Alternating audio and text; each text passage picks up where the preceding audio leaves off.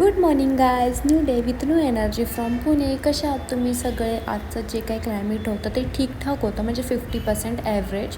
आणि जिथे मी इंडस्ट्रियल एरियामध्ये राहते इतकी घाण असते तिथे, म्हणजे पुरं डंप एरिया करून टाकलेला आहे. इथे मी ऑफिसला पोचले. ॲज युजल मी माझं तुम्हाला आउटफिट शो करते. इथे माझं पार्सल आलेलं आहे. ते मी खूप दिवसापासून बॅग शोधते, बट मला कुठेच ऑनलाईन मिळत नव्हती. एका वेबसाईटवरती मिळाली, ती मी मागवली आणि मी एवढी हॅप्पी झाली ना यार. खरंच इतकी सुंदर बॅग आहे ना ती. मी तुम्हाला दाखवतेच ओपन करून. तुम्हाला पण कशी वाटली मला कमेंटमध्ये सांगा. ही माझी ड्रीम बॅग होती काइंड ऑफ बोलायला गेलं तर. मला इतकी पसंत आलेली नाही ज्यावेळेस मी बघितलेली.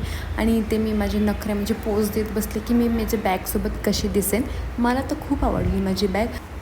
पर्स आल्यापासून माझं खुशीचा ठिकाणच नाही आहे. मी पोज करते की मी ॲक्च्युअलमध्ये कशी दिसेन. ज्यावेळेस रिक्षाला हात करेन तेव्हाची सगळं ॲक्टिंग करून बघते मी. साईडने कशी दिसेल, समोरून कशी दिसेल, अगर बॅक साईडला घेतली तर कशी दिसेल. पागल हरकती नुसते करत बसले मी दुपारपासून. ते सिरियसली मी सकाळपासून काहीच केलं नाही, एक पण फाईल बनवलेली नाही. आता ट्यूजडेला जेव्हा मॅम येतील, ट्यूजडेला त्यावेळेस हमखास मला काही ना काहीतरी बोलतीलच. माय गॉड, ही बॅग आली ना त्याच्यामुळे मी माझं खुशीचा ठिकाणा नाही. म्हणजे विचार करा गाईस, मी किती हॅप्पी यार. ती बॅग मी केव्हापासून शोधत होते.